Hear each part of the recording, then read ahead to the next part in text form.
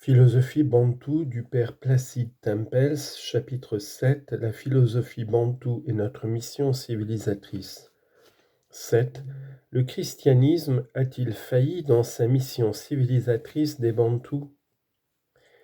Récemment, dans une région encore fort peuplée de la colonie, s'est tenue une docte conférence des compétences coloniales régionales, point de suspension, à l'exclusion des ecclésiastiques. Au cours de cette réunion, le problème de l'évolution de la race noire fut discuté, et la conclusion du débat fut de constater que l'expérience de plusieurs lustres d'évangélisation prouvait que le christianisme se révélait incapable de civiliser les Bantous. Bref, on y déclara la faillite du christianisme dans son œuvre missionnaire. Accordons à ces messieurs de n'avoir pas tenté de proposer une méthode différente et meilleure pour civiliser les Bantous, à moins de considérer comme telles les suggestions, à savoir amélioration des méthodes culturales, formation technique des artisans, relèvement de la production et intensification du commerce, etc., qui figuraient à l'ordre du jour. Il n'est hélas pas douteux qu'aux yeux de certaines de ces compétences, c'était là le progrès et la réelle civilisation des Bantous. Reconnaissons cependant que ce ne sont pas les seuls milieux laïques où l'on a constaté que les efforts d'évangélisation chez les Bantous n'ont pas été couronnés d'un plein succès. Certes, des résultats remarquables furent atteints, des résultats solides qui, peut-être, ne frappent pas le profane et qui ne se laissent point saisir en de sensationnelles statistiques. Mais cependant, quel missionnaire peut se déclarer pleinement satisfait du niveau spirituel de ces ouailles bantous? Il y a quelque chose qui cloche. Il doit y avoir quelque part un défaut. Cette inadéquation serait-elle inhérente au christianisme en lui-même, ou bien tient-elle à la méthode d'évangélisation? Ou bien faut-il enfin le reprocher aux Bantous eux-mêmes?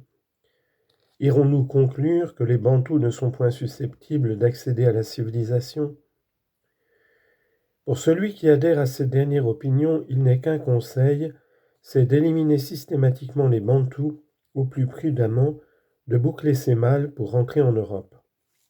Nous ne pensons pas non plus qu'il y ait lieu de discuter ici la valeur intrinsèque de la doctrine chrétienne. C'est aux coloniaux de bonne volonté que s'adresse cet ouvrage.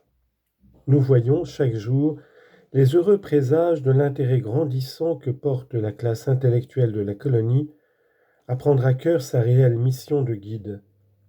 Je soumets donc au jugement loyal de ceux d'entre eux qui me liront les réflexions que je développe. Les Bantous peuvent être éduqués, si l'on prend comme point de départ leur indestructible aspiration vers le renforcement vital. Sinon, on ne les civilisera pas. La masse sombrera toujours plus dans ces conclusions faussées de la philosophie dégénérée, c'est-à-dire dans les humiliantes pratiques magiques. Pendant ce temps, les autres, les évolués, constitueront une classe de pseudo-européens sans principe, sans caractère, sans but, sans sens.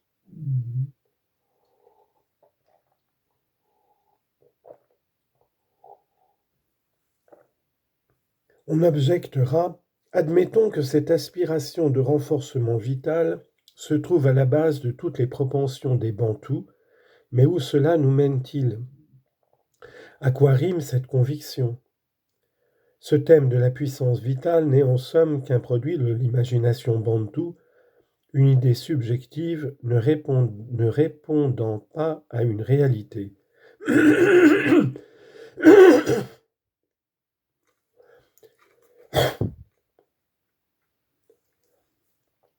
Il ne nous est pas possible de renoncer à notre acception raisonnable, objective et scientifique du réel pour entrer dans cette voie.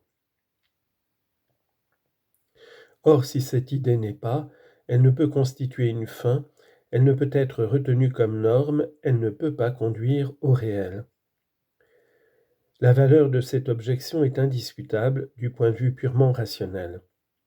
Notons cependant qu'il en est en notre XXe siècle occidental un système de pensée dans lequel le renforcement de la vie est encore reçu comme une réalité, et c'est dans la doctrine chrétienne. Ce qui demeure dans l'ordre naturel une simple hypothèse, une théorie non démontrée, notamment l'accroissement interne et intrinsèque de l'être à la façon dont l'enseignent les Bantous, c'est précisément ce qu'enseigne la doctrine chrétienne de la grâce fondée sur la certitude de la révélation. Jusque dans notre XXe siècle, l'Église, à l'exclusion des protestants, ne cesse d'enseigner et de professer l'aspiration de l'homme vers le renforcement de la vie, l'élévation de la vie, la surnaturalisation de la vie, la participation à la vie de Dieu lui-même. L'Église croit à la participation grandissante de la vie divine, à l'intensification constante d'une vie surnaturalisée, à l'accroissement interne par l'union à Dieu. La spiritualité catholique enseigne que Dieu créa l'humanité par sa propre richesse vitale, par bonté, pour permettre aux créatures d'avoir part à sa propre vie, à sa béatitude. Cette participation, nous est-il enseigné, peut se faire en de nombreuses mesures, en une mesure toujours grandissante, c'est-à-dire qu'il existe sur Terre une possibilité d'accroissement vital interne, intrinsèque et surnaturel.